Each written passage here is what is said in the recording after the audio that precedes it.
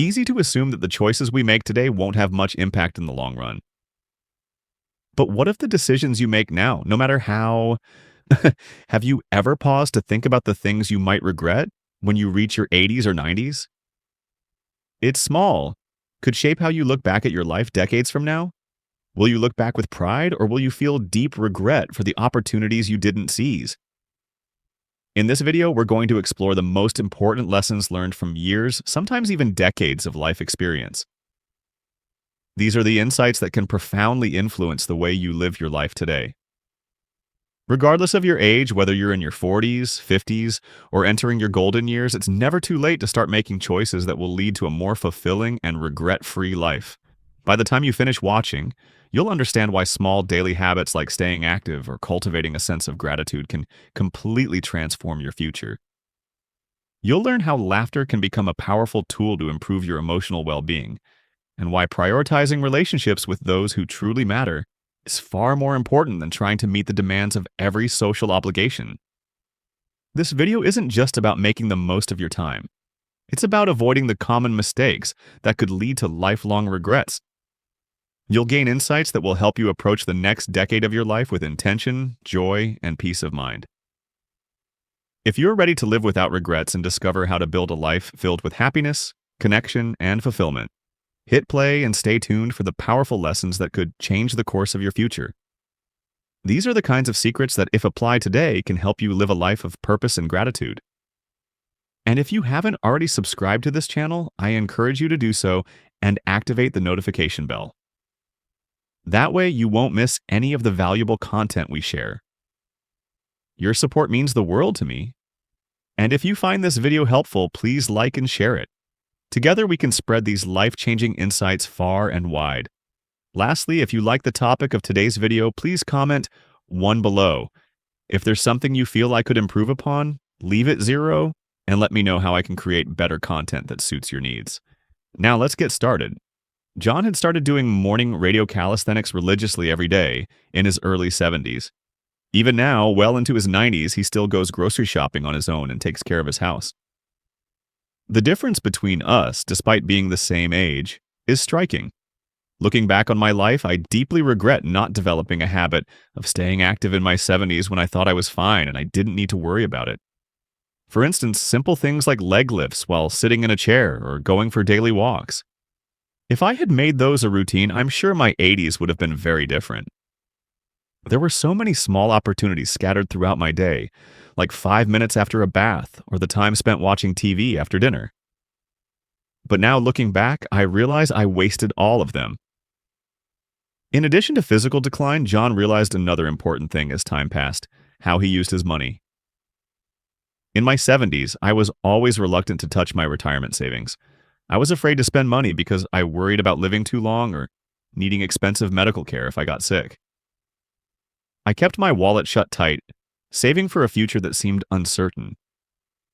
But now, reflecting on those years, I regret not using that money to enjoy the present. I was so focused on saving for a rainy day that I neglected to spend on things like traveling or enjoying hobbies. I would have liked to experience more of life while I still had the energy to do so. By the time I reached my 80s, even if I remembered all the places I had wanted to visit, my body just couldn't keep up anymore. There were so many beautiful places I wanted to see, like the autumn leaves in New England, a trip I had dreamed of taking for years, or the hot springs in the mountains that a friend had recommended. I had also wanted to see the Grand Canyon again, a place that had captured my heart when I was younger. But every time I kept telling myself, next time. And in the end, I never went. I now realize that spending money on experiences, especially when your body can still move, isn't a luxury. It's an essential investment in enriching your life. Saving for the future is important, but if you can't enjoy the present, then you're not truly wealthy. I think about my dear friends Bill and Martha. They made it a point to travel every year, taking small trips, snapping plenty of photos, and coming home with cherished memories. At the time, I often wondered if it was okay for them to spend so much money on trips. But now I see they were the wise ones.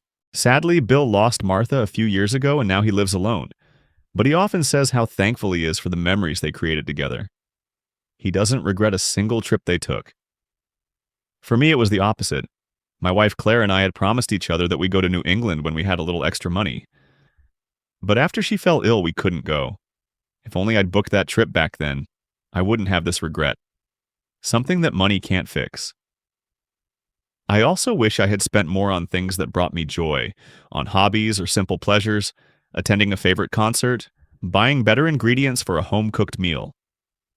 Money spent to improve your everyday life isn't wasted, as I now realize. As I reflected on how I had spent my time and money, I came to another vital realization: the value of relationships with the people around us. In my 70s, I was busy trying to expand my social circle, attending neighborhood gatherings, class reunions, and joining various hobby groups. I thought that it was important to have a wide network of acquaintances. But as I entered my 80s, I realized that what truly mattered was not the number of people I knew, but the depth of the relationships I had with a few select people. Instead of spreading myself thin across shallow connections, it became clear that it was far more meaningful to nurture close relationships with people I could talk to and trust. As you grow older, it becomes more important to stop forcing yourself to maintain relationships with people who drain you. There's no reason to keep up with others who exhaust you emotionally.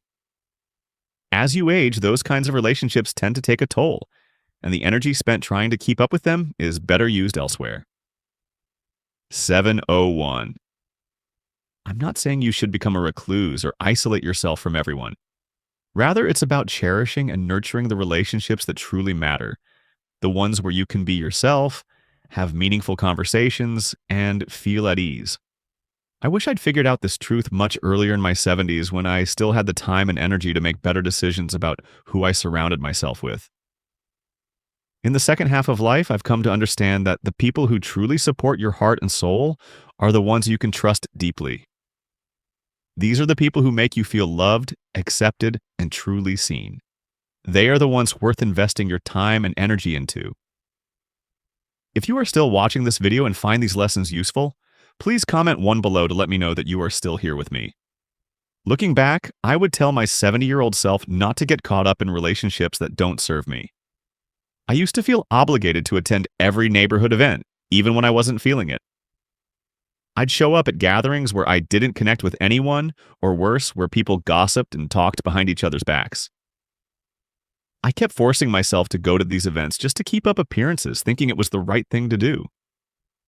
Now, though, I realize I could have spent that time doing something far more fulfilling, like enjoying a peaceful cup of tea or catching up with friends I truly connected with.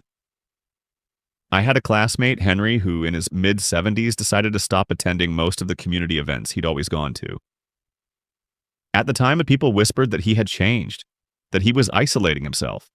But Henry simply said that he wanted to spend his precious time with people who mattered to him. Looking back, I see now just how wise that choice was. Henry chose to focus on building deep, meaningful relationships with a few people. And in doing so, he created a circle of friends who genuinely supported him. It's also important to nurture compassionate relationships where the giving and receiving are balanced. In your 70s, you still have the energy and ability to do a lot for others, and those moments are precious. But as you get older, you'll find that you need more help from others. I've only recently learned to truly appreciate the help I receive, and to say thank you with sincerity. Letting go of pride and learning to express gratitude honestly is an important lesson as you age. For many years, I struggled with asking for help or accepting it gracefully. But as I've gotten older, I've come to realize just how vital it is to acknowledge when others support you. It strengthens bonds and creates a sense of mutual respect. As I thought more about relationships, I also began to understand how my mindset had shaped my experiences. One of the biggest challenges I faced as I've gotten older is letting go of my perfectionism. And a crucial part of that has been embracing laughter, which has helped me get through many tough moments. As we age, our physical health naturally declines and new anxieties tend to crop up. But whether you can laugh off the small things instead of taking them too seriously can make all the difference in how enjoyable your later years are. I remember once when I went grocery shopping and completely forgot my wallet. When I was younger, I would have laughed it off as just a simple mistake and moved on. But by the time I was in my 80s, I was suddenly gripped with fear. I thought to myself, is this the beginning of dementia? I felt flustered at the checkout, unsure of what to do.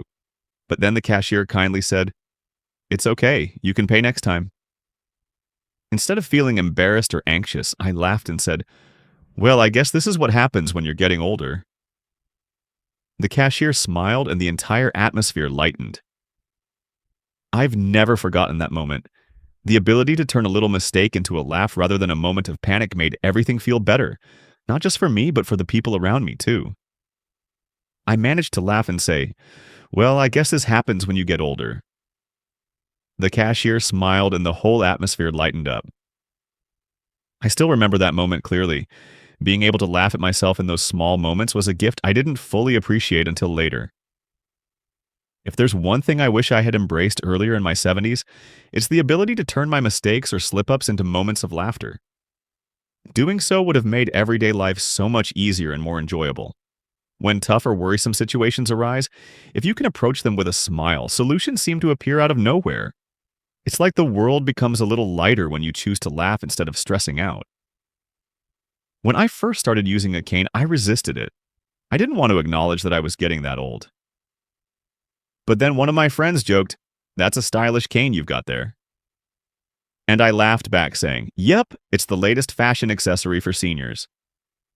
Strangely, accepting it with humor lightened my heart. As you get older, forgetfulness becomes a constant companion. Names slip your mind. You forget what you just said. And sometimes you even lose track of where you are, rather than thinking, "I'm losing it." If you can laugh and say, "Thanks for putting up with me today," it takes the edge off for you and those around you. Laughter in its mysterious way has the power to heal. When you laugh even just a little, physical discomfort or mental stress seems to fade away. If I could speak to my 70-year-old self, I'd tell him, laugh more. Let go of the guilt. Laugh at the little mistakes. Forgive yourself, and you'll see how much easier life becomes. I think back to my sister who lived to 92. She was always smiling no matter what life threw at her. Once she had a fall and fractured her wrist, but she made a joke saying, "I just got too friendly with the stairs," and gave them a big hug. Everyone around her couldn't help but laugh, and her ability to find humor in even the most challenging situations kept her surrounded by love. She lived peacefully and happily until the end. Laughter truly is the best medicine. As you age, worries and fears tend to grow. You start to think about health concerns, aging, and what the future holds. But whether you can laugh those worries away or let them consume you makes a huge difference in how rich your life feels. Choosing laughter and lightness over fear makes the years that follow far more fulfilling. Sometimes, though, laughter isn't enough. You also need quiet time to face yourself. In my 70s, I was always caught up in trying to meet people, attending events, or going out. I thought that's what I needed to do to stay happy. But in hindsight, I realized that stopping to listen to your own heart, to simply be with yourself, is just as important. If I had taken more time to reflect on what I truly wanted and valued, I would have avoided being swayed by unnecessary worries. Even just 10 minutes each morning, sitting quietly, breathing deeply, and tuning into my emotions could have calmed my mind and made my entire day feel more peaceful. So I'd tell my younger self, back in my 70s, to treasure those quiet moments more and don't stop learning. Life isn't over when you turn 70. There's so much more you can start even at that age. The courage to try new things, whether it's learning how to use a new gadget or picking up a hobby you've always been curious about, can expand your world in ways you never imagined. Learning to use a smartphone or computer can completely open up your world,